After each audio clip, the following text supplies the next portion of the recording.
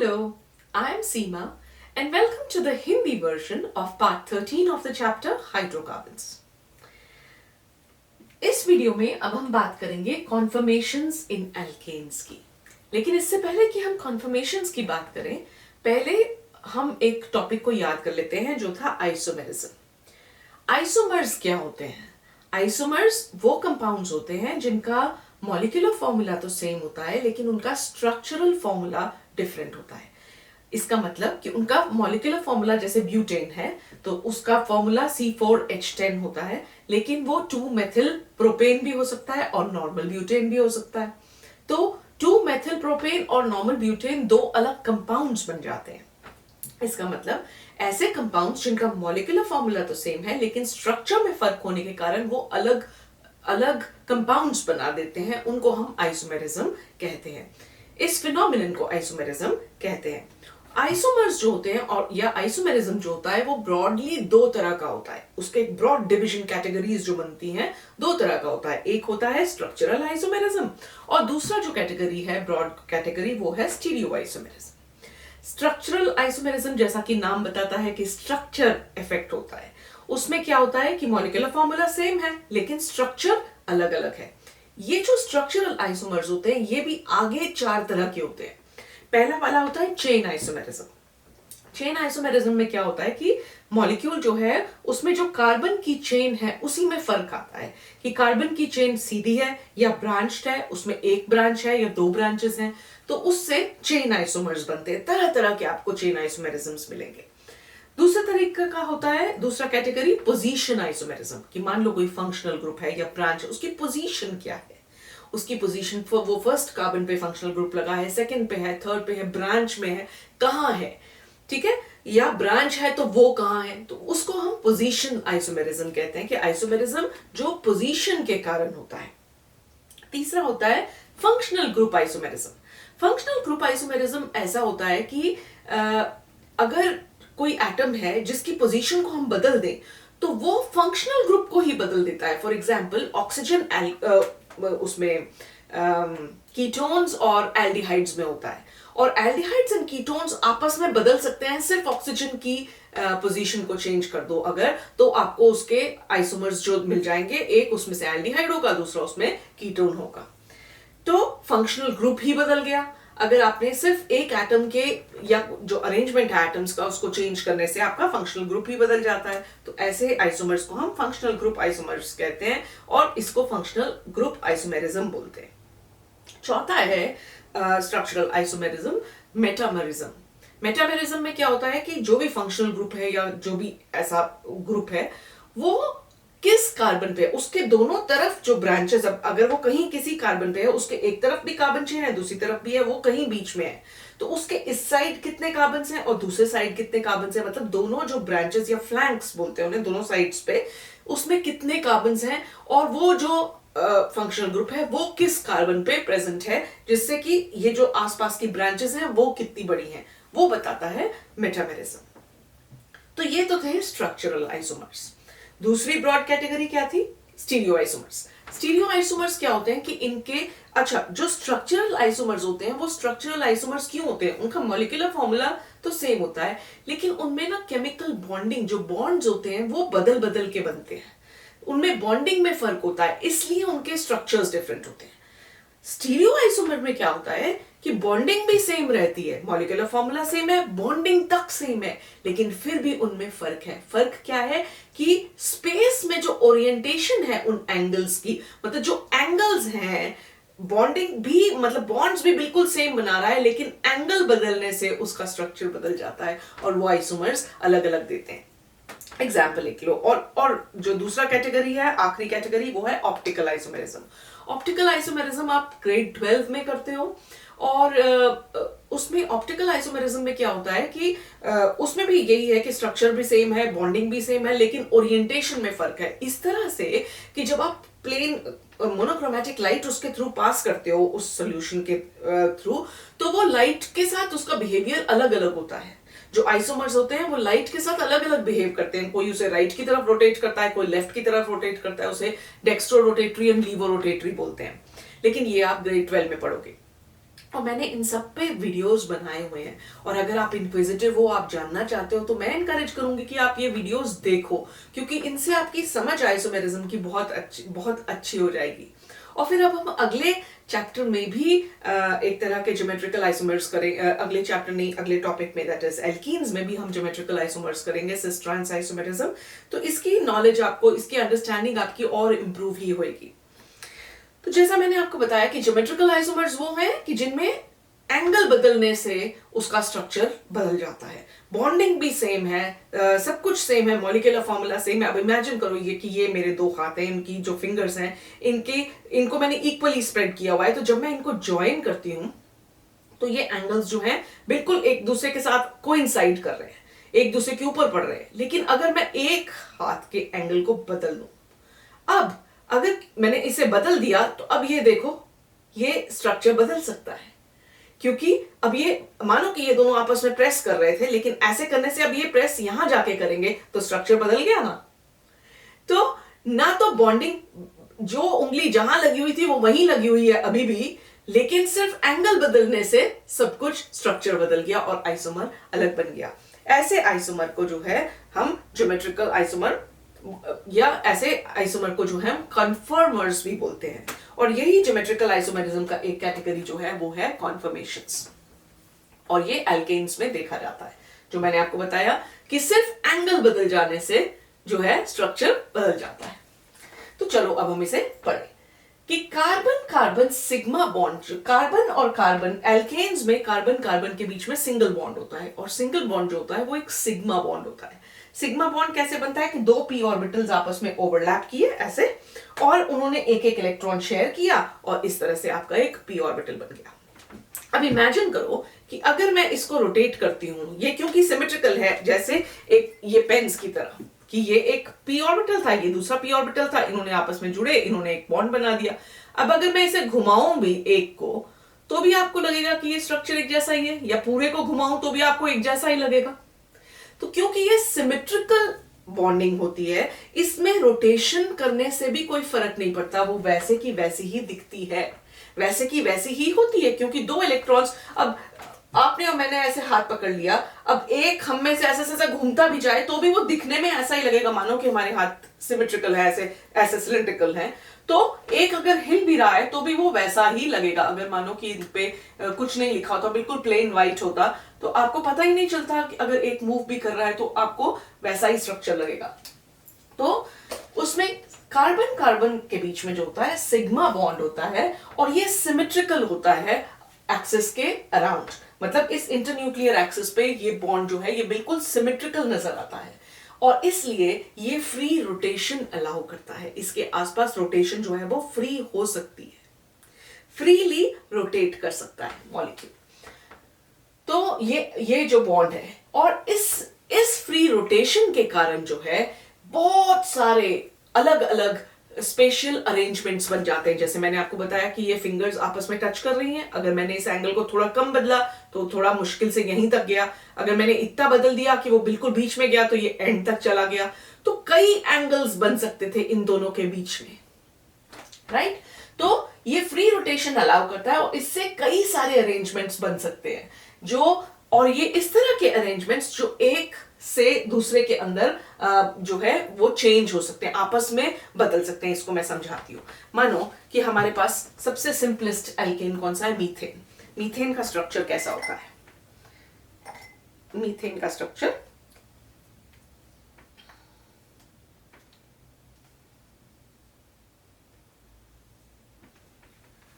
ये मीथेन है, ठीक है, टेट्राहेड्रल अरेंजमेंट। ठीक है, हमें पता है चारों तरफ कैसे भी कैसे करो ये वैसे का वैसा ही दिखेगा।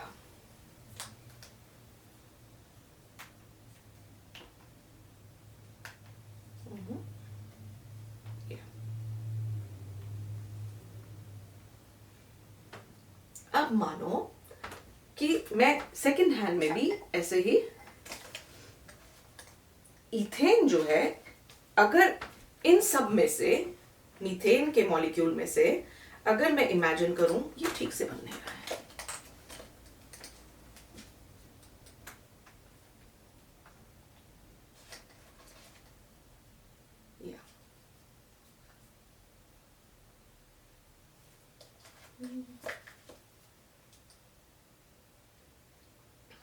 ठीक है, अब अगर आप इमेजिन करें ये किसी भी एंगल पे ये आपको मॉलिक्यूल ऐसा ही लगेगा।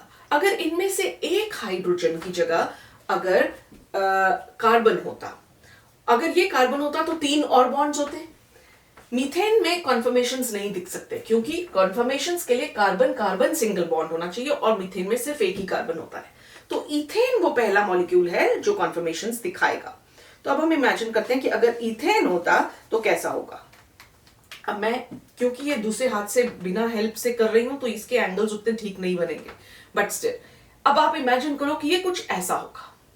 ठीक है, कि ये अगर कार्बन होता तो ये इस कार्बन पे भी 3 हाइड्रोजन के बॉन्ड होते और वो ऐसे लगे होते। अब ये जो है carbon carbon sigma bond symmetrical होता है। अगर इसे घुमाओ तो भी ये बॉन्ड ऐसा ही नजर आता है अगर एक साइड से हम इसे हिलाते रहें।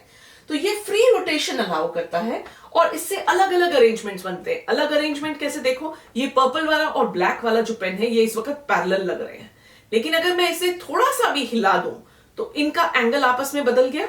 ठीक है, ये पर्पल और ब्लैक अगर इन्हें ऊपर रखूं तो ये देखो अभी इस वक्त पैरेलल है। जैसे ही मैं इसको हिलाती हूं और ये घूमता जाता है जब तक कि ये पिंक इसके साथ नहीं आ जाता। अब पिंक पैरेलल हो गया, पहले ब्लैक पैरेलल था। तो ब्लैक और पिंक के पैरेलल होने के बीच में जितनी देर मैं ट्विस्ट करती रही, इस एंगल को मैं जितनी मर्जी बार चाहूं मैं इसको डिवाइड कर सकती हूं। इस एंगल को मैथमेटिकली, है ना, infinite number of times divide किया जा सकता है इस एंगल को। इतने सारे कॉन्फर्मेशंस पॉसिबल हैं, इतने सारे अरेंजमेंट्स पॉसिबल हैं। तो carbon it allows free rotation, this results in different spatial arrangements that can change into one another. एक दूसरे के बीच में कैसे बदल सकते हैं, अभी ये पिंक और पिंक आपस में मिले हुए हैं। अगर मैंने इसे रोटेट किया, अब ब्लैक और ये पिंक जो है या पर्पल है ये पैरेलल है, अब ब्राउन और पर्पल पैरेलल है। मतलब लेकिन क्योंकि ये सारे CH बॉन्ड्स हैं, ये एक जैसे ही हैं, तो एक हाइड्रोजन ना होके दूसरा हाइड्रोजन, दोनों अब ये ऐसा लगेगा कि फिर से सेम हो गया। अब और इन दोनों के बीच में अगर मैंने किया तो लगेगा कि बिल्कुल ही अलग हो गया।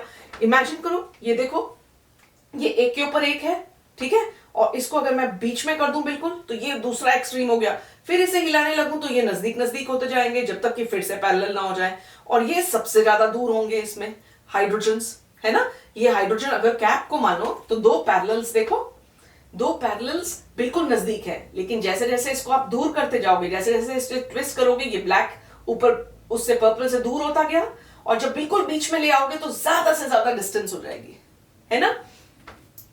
तो हम कहते हैं कि ये कार्बन कार्बन के अराउंड फ्री रोटेशन होती है जिससे हमें बहुत सारे स्ट्रक्चर्स मिलते हैं या एंगल्स मिल सकते हैं। उसको हम अलग अलग स्ट्रक्चर्स को हम कन्फर्मेशंस बोलते हैं या कन्फर्मर्स बोलते हैं या रोटामर्स बोलते हैं।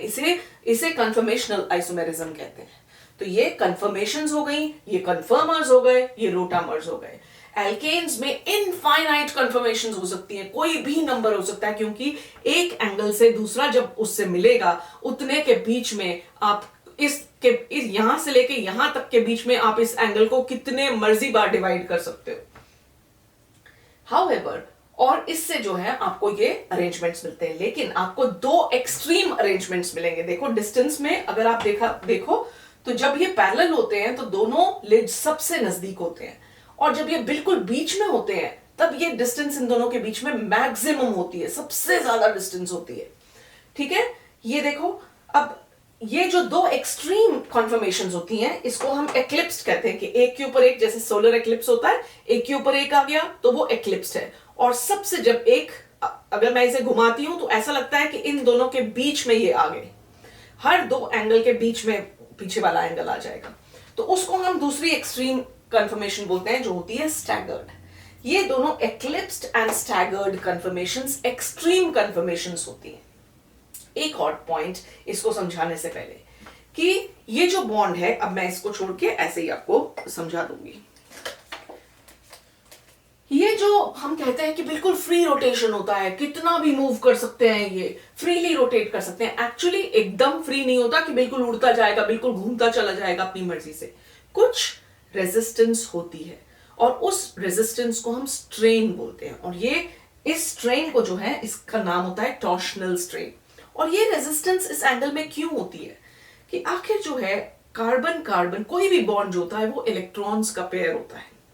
तो कार्बन कार्बन के बीच में जो है वो एक पेयर इलेक्ट्रॉन है, और कार्बन हाइड्रोजन के बीच में जो बॉन्ड्स हैं हर एक में एक एक पेयर इलेक्ट्रॉन है।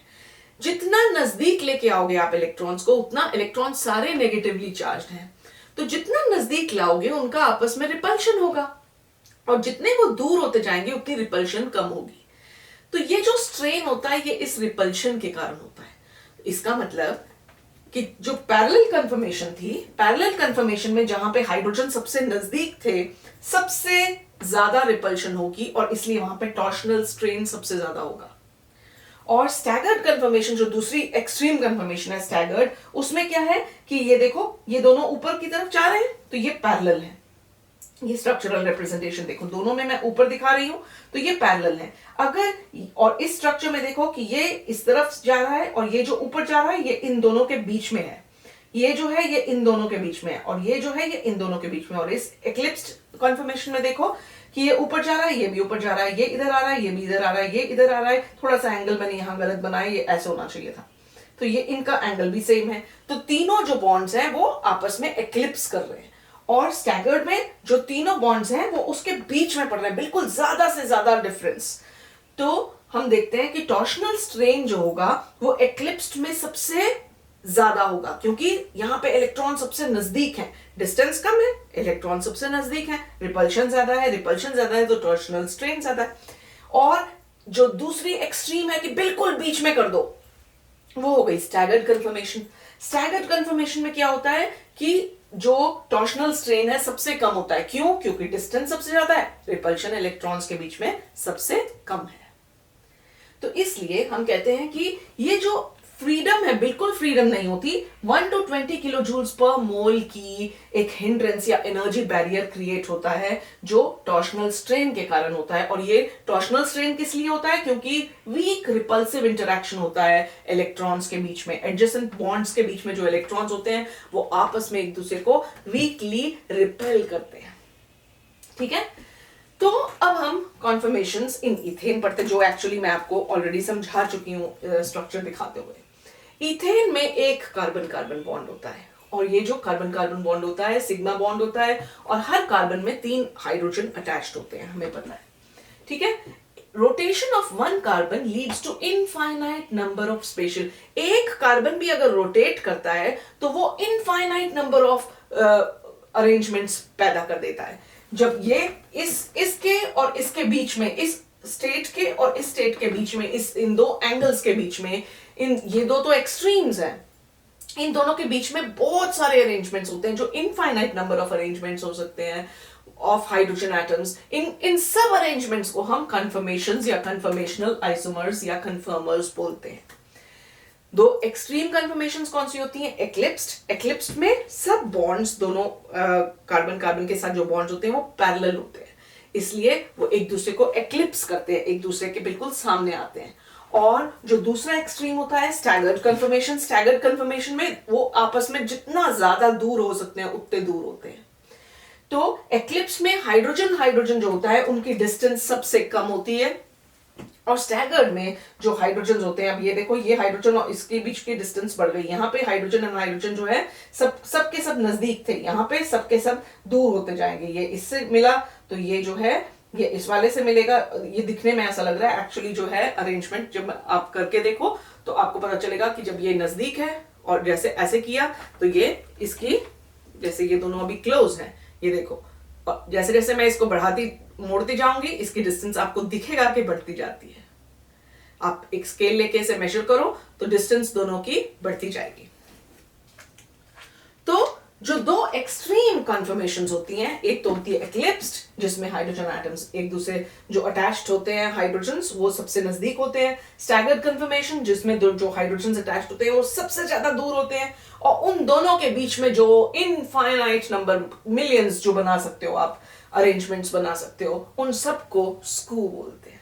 स्कू अरेंजमेंट। स्कू कौन सी होंगी?